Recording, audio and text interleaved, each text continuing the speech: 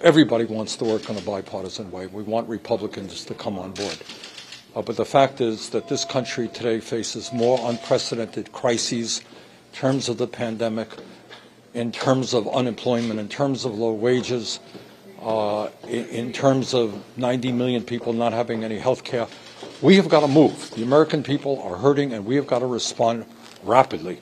I hope my Republican colleagues come on board, but if not, we're going forward.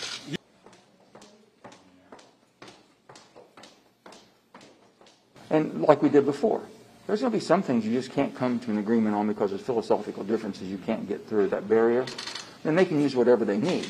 But we ought to try to do what we can do in a bipartisan way. Let's do that first, showing that we can start out the new Congress bipartisan. And what we don't agree bipartisan, then Senator Schumer and the leadership and the Democrat caucus has other means to move things along. And I think that it's appropriate. I mean, everybody's going to keep everything on the table. You're the first one here. You're early. All right. What's your pleasure? Clearly, it always is helpful if you can get bipartisan support. I've said that. Our new president has said that.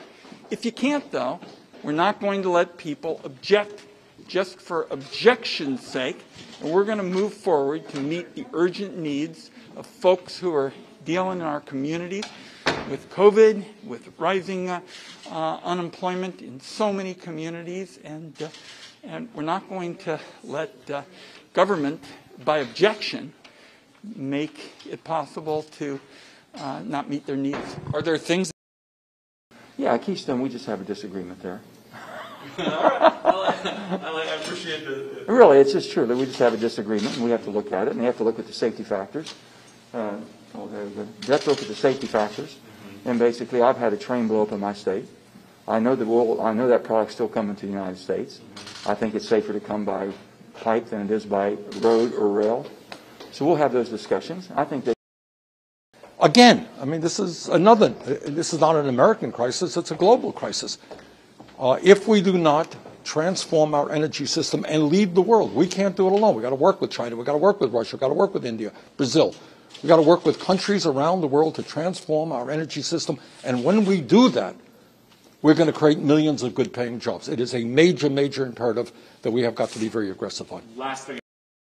It's 11,000 jobs that are cut with the one stroke of the pen of President Biden.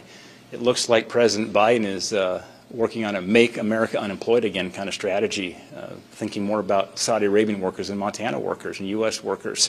It's devastating to our state of Montana. It's $80 million a year of tax revenues every year for some of the impoverished counties.